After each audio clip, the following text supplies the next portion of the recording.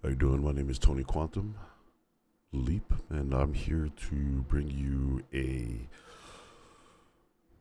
video about a issue that is pretty close to me, and it is a federalization of or the attempted federalization of police.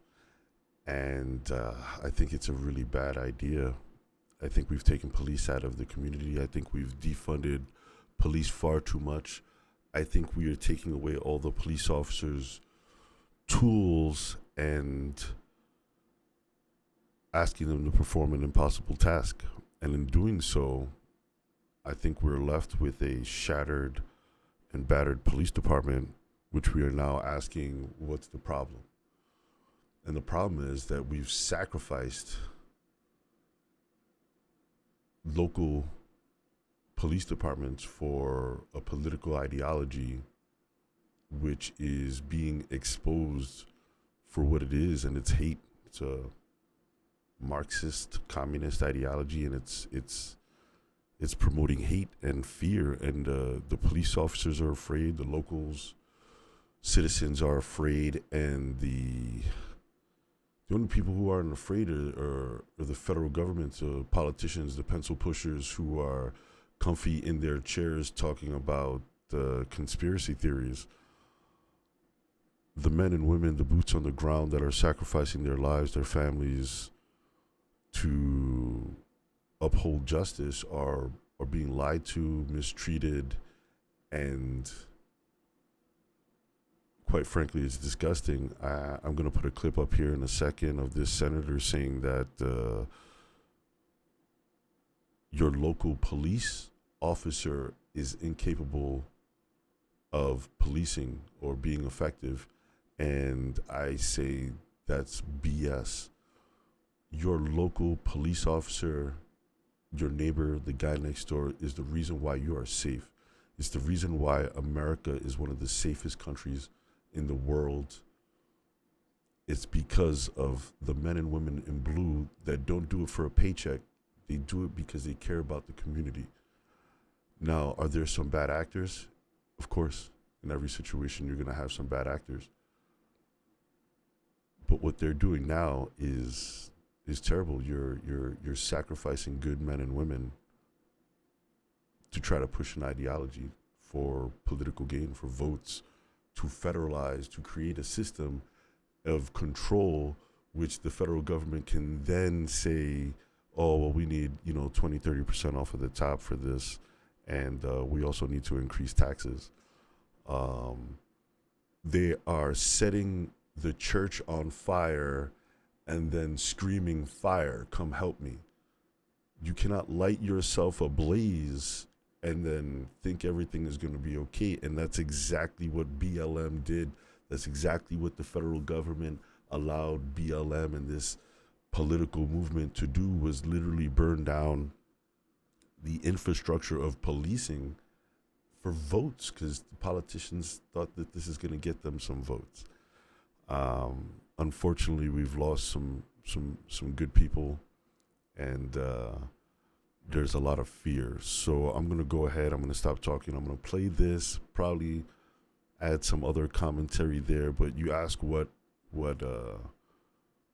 is my expertise? What is my knowledge on this situation? And I come from a long line of police officers. I wanted to be a police officer when I grew up, and I didn't do so because I saw what my father was going through.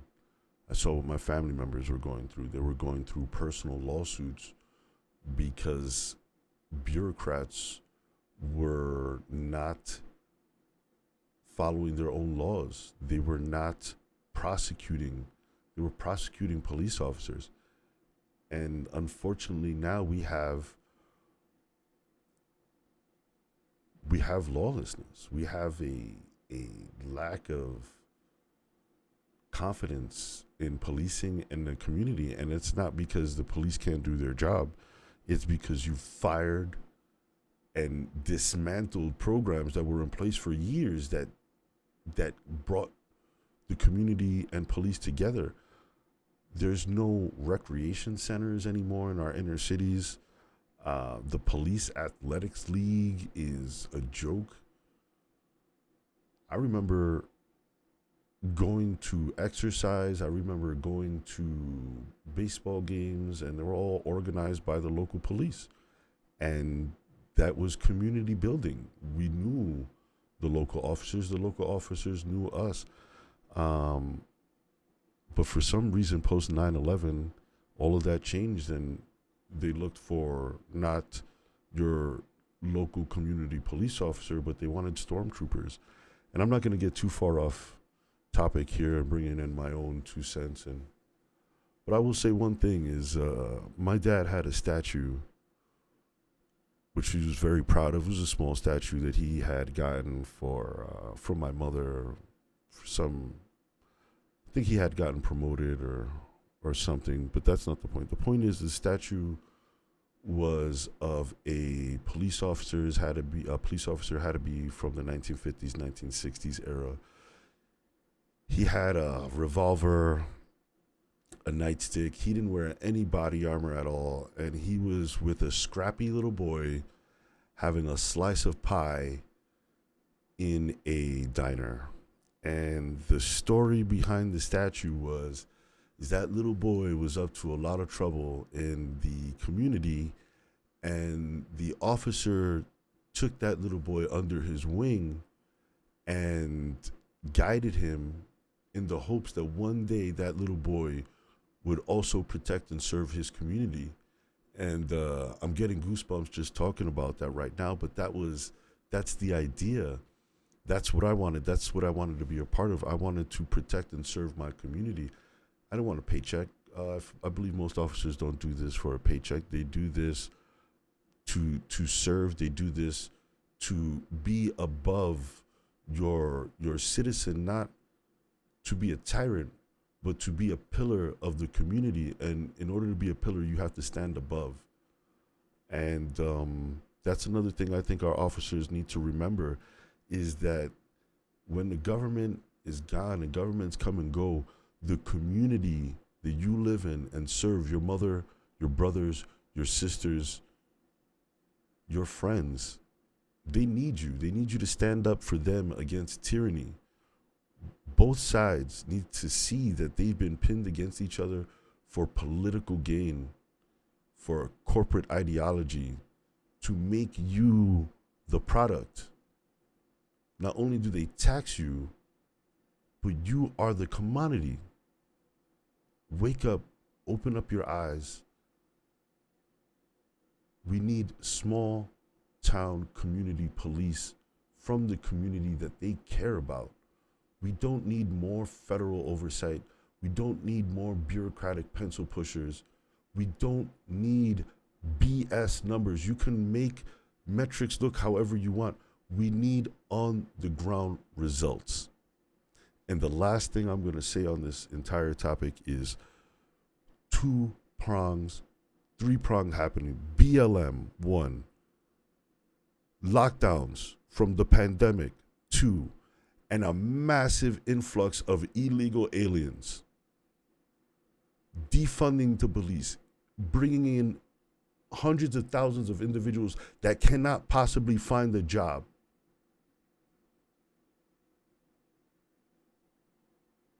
Defunding the police for political gain. What are we doing? What are we doing? We're stoking fear, we are taxing, and we are divided.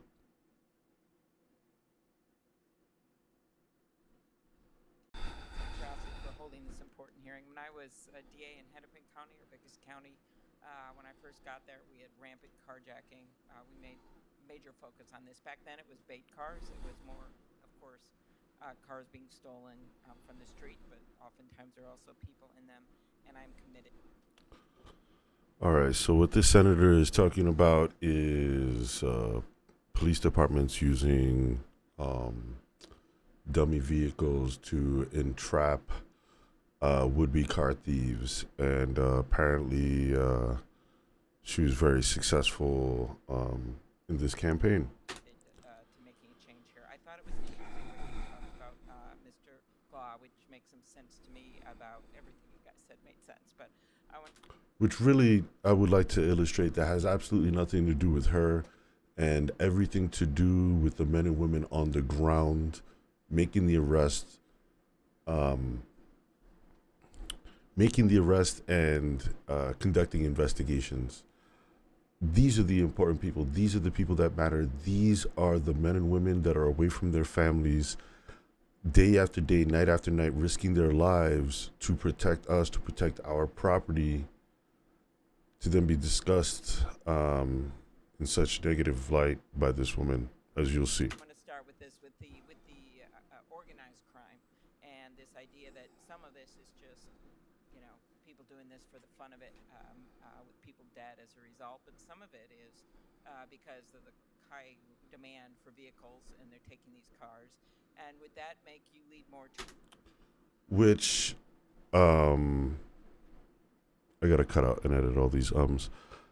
What she's discussing is that people are joyriding. So a lot of people in these low income housing areas know that these are bait cars, and know that if they don't close the door all the way, they can drive around and take the piss out of the local police department and get a laugh and maybe some views online.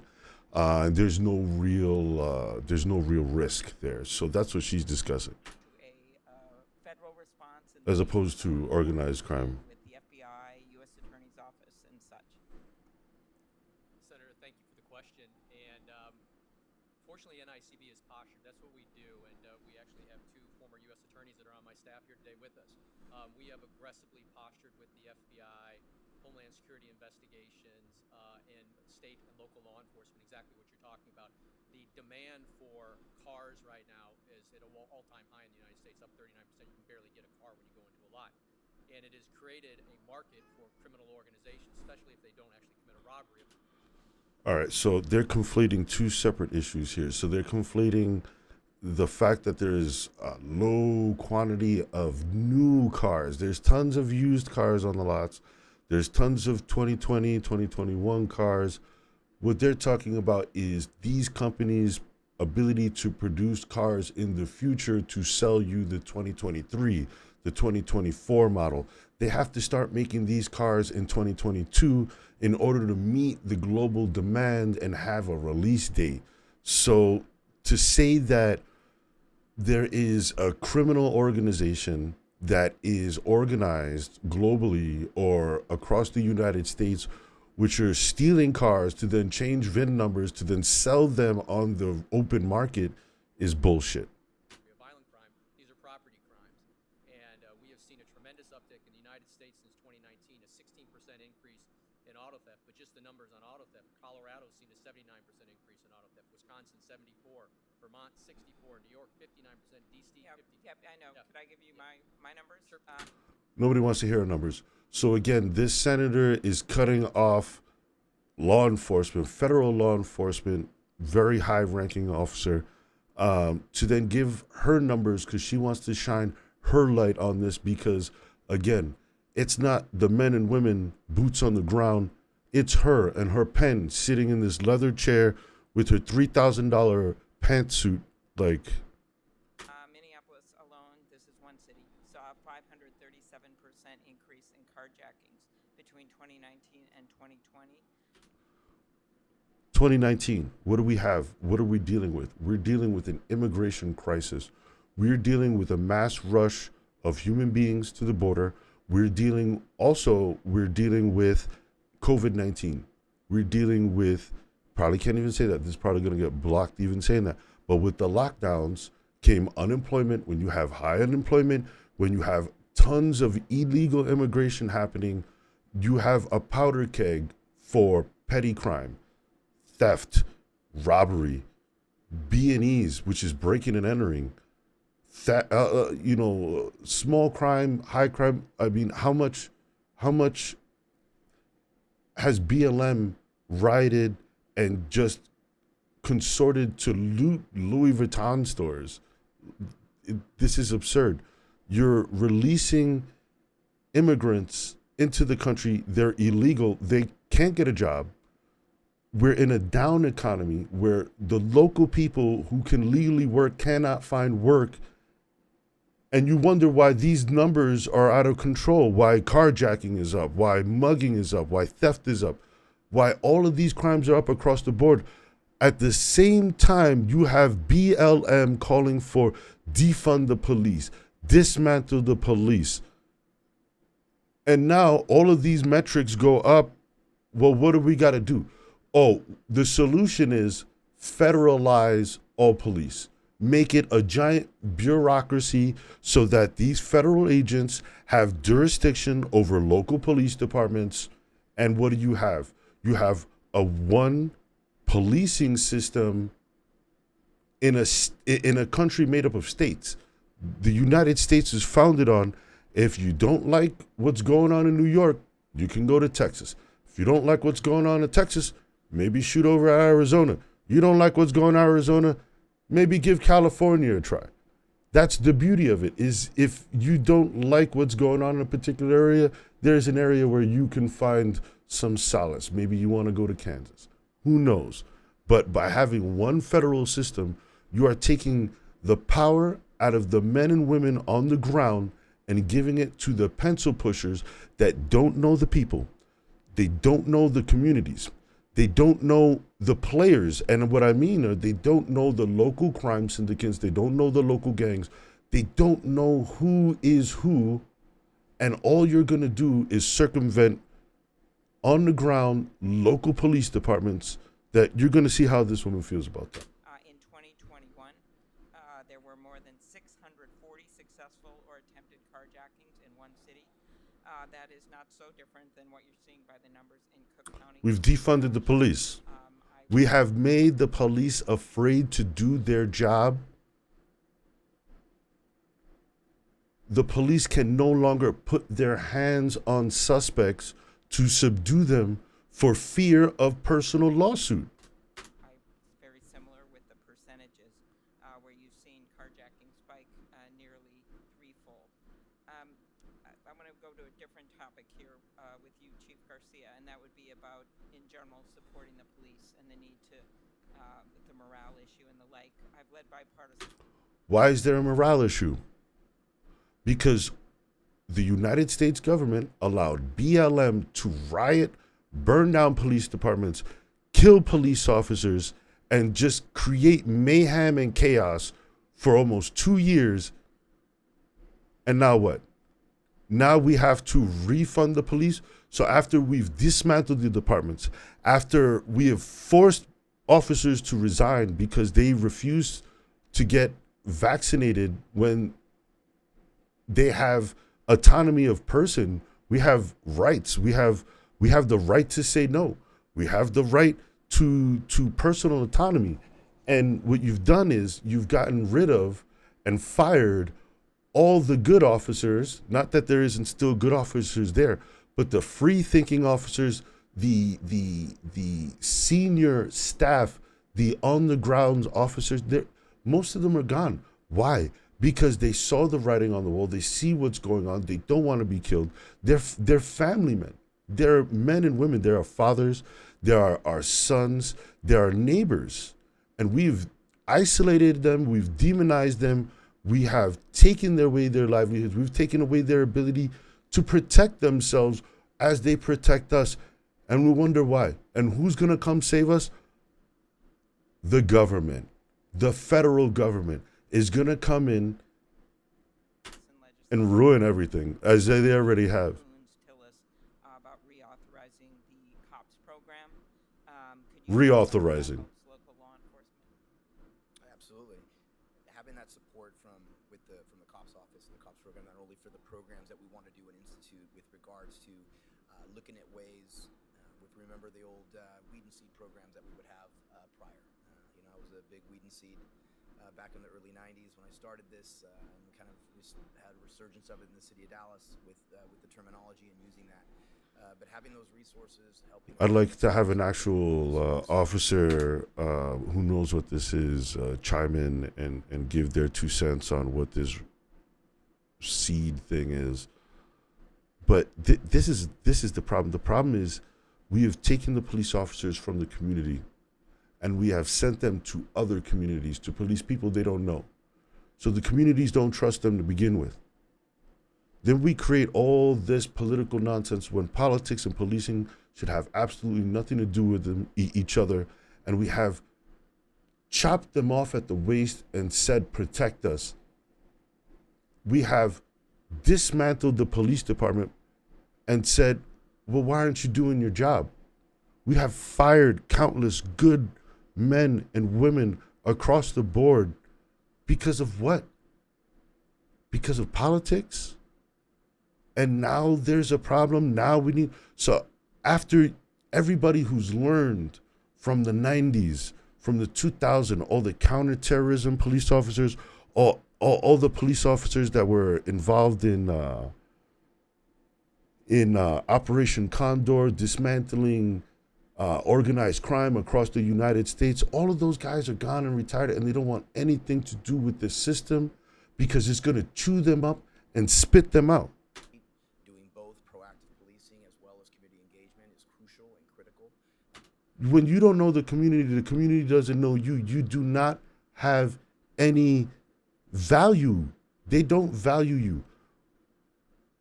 In the 80s and 90s, generally speaking, the officer was from nearby.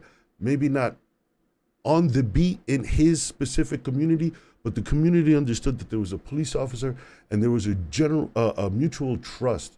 The community protected that officer's home while he was away, but while that officer was in and around the community, he protected the community. That's how it's supposed to be. Not bringing in federal cops from across the United States who got a PTSD chip on their shoulder. They did 2 years in the military, didn't shoot at anything. Now they're mad. They want to release them on the population. That's wrong. Community police officers from the communities that they live in will protect and serve the community that they know and grew up with. That's how you move forward. What did they just do in Canada? They bought, the Canadian police would not engage with the peaceful protesters. So they brought stormtroopers in from Germany, UN stormtroopers from Germany to beat Canadian protesters. It's disgusting. More police officers in law enforcement agencies, if you have a plan, reduces violent crime. If you have a plan, yes. Plans do nothing. You know what plans do? Plans get people paid. There are programs that can be skimmed off the top. There are programs that this woman can say, oh, I implemented this program, but the boots on the ground are the ones carrying out the warrants, carrying out the dangerous, just putting their lives at risk. How does partnering with local and state law enforcement agencies? It's not a partnering. It's a takeover. Thank you for the question, Senator Klobuchar.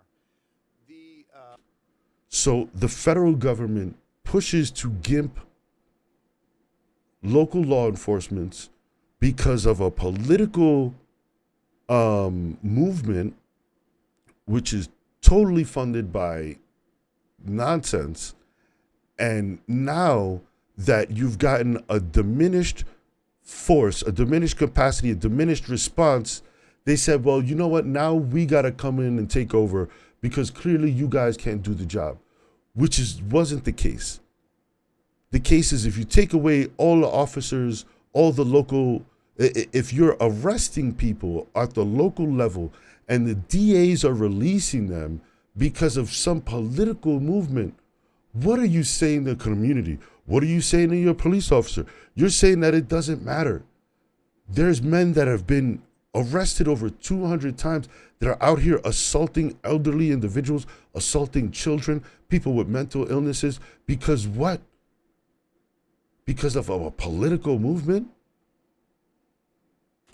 The federal agencies, they operate most effectively, in my experience, when they actually are present in the police departments. When you have ATF agents and FBI agents. And they're there already. They have their own offices.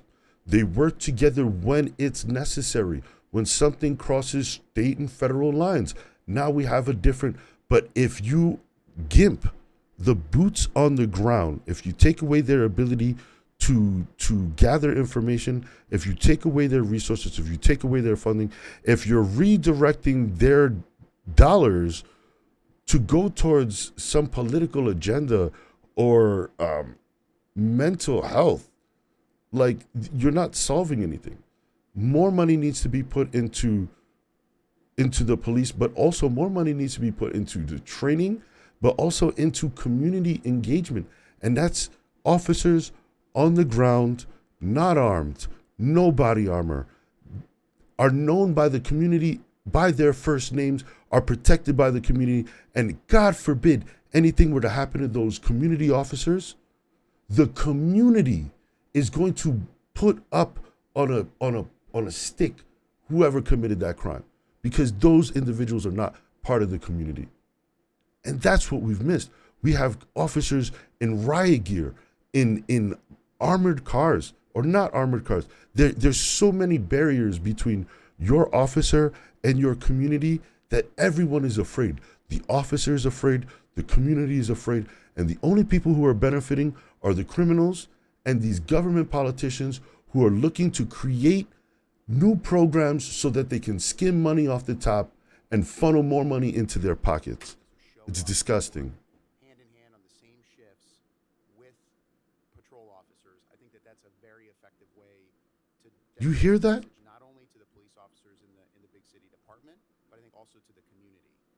And so I would suspect that that's what was going on with the Violent Crime Task Force in Minneapolis. I would hope so. What they're saying is that your local police department is corrupt, inept, and incapable of dealing with crime in the community. So if we have a federal babysitter who that the community can snitch out the cops to, and the cops can snitch out the community to, it is federal oversight. It is going to be a bureaucratic nightmare. Nothing is going to get done. What does Mark from Kansas care about Jimmy from the Bronx? He doesn't. He cares about his own people where he comes from because that's what he chooses. But by federalizing this system, by taking money and training and time away from these officers, So what do you expect to happen? you do see it's daily coordination and hourly coordination as opposed to on a quarterly basis or a biannual basis. It's much more frequent and I think much more effective. And now what's coming up to really That it's important to have a U.S. got me going about this? regardless A of U.S. their attorney is going to political solve all the problems of crime. Nominate. He's my partner at Jones Day. They've had, what, 100, 200 years to do this? And But no. I will say And a U.S. attorney now, a bipartisan U.S. attorney right now, is going to put such a dent in crime that it's going to not exist in a few years. Actually, President, the Justice Department under Donald Trump, he was one of two people they were considering having stayed on. He Look at her. decided to go another route, and now he's ready to come back. He has strong support from Republican leaders that people on this side of the dais know. We haven't had problems with Andy Lugar from most. What they mean is they've negotiated enough money for his contract to bring him in. That's it. He was making more money in the private sector, and now the government program, because of backdoor deals, is looking real lucrative. We have two retired police chiefs in Minneapolis, St. Paul, like many jurisdictions. I want to talk to the sergeant. I want to talk to duty officers. I want to talk to boots on the ground. I don't want to hear about some pencil-pushing politician. Opposition to something happening in another state that he is holding up my U.S. attorney. And See? They don't care about you. They don't care about your state. They don't care about your town. They don't care about you. All they care about is their globalist agenda and what looks good, not what is actually happening on the ground. and I have had it. And if he wants to be She's on the had side it. of carjackers, go ahead. But we need leadership. This is not just a state and local issue. This is an organized crime issue, as Mr. Glaw. So you're inept. If you're in an anti-crime unit, if you're a detective, an investigator, a sheriff, a deputy, if you're a corporal, if you're going into the police department right now, this is how your government thinks of you. Has pointed out, this is an issue that goes beyond little local jurisdictions and one neighborhood's cop. It is about One neighborhood's cop is the difference. That man is choosing, that woman is choosing to be away from their family, risk their life for the community. And what you're saying is that that person's honor, integrity doesn't mean anything. Of the cops doing their jobs, but it is also about taking on these cases in a big, big way. None of you have much to do with this. I cannot believe you're at the same law firm, Mr. Herdman. I did not know that. Oh, it's a coincidence. My colleagues on the other side of the aisle, talking to Mr. Cotton to find some way to resolve this in the next week, because We have a corporatization of our government. Private interests have taken over, and they have lined the pockets of these politicians, and they are sacrificing policemen. They're sacrificing first responders. They're sacrificing the very taxpayers. the marshal in the state of Minnesota. Stand with your local law enforcement. Stand by your local police. Talk to them. Talk to each other. Bring back small local policing. We are all people. We all came from the same place. We are being ruled and mistreated and misguided by people who have corporate interest. They want a yacht in an island, and they don't want to be anywhere near you if you're a blue-collar individual. If you don't think like them, talk like them, shop like them, they don't want anything to do with you. But the problem that they don't understand is that this world is built off of the backs of the men and women who go out every day and they burn their candle at both ends of the wick to provide for their families, to keep society going for the future generations, not for some corporate agenda. Peace and love. Thank you for tuning in. Sorry for ranting.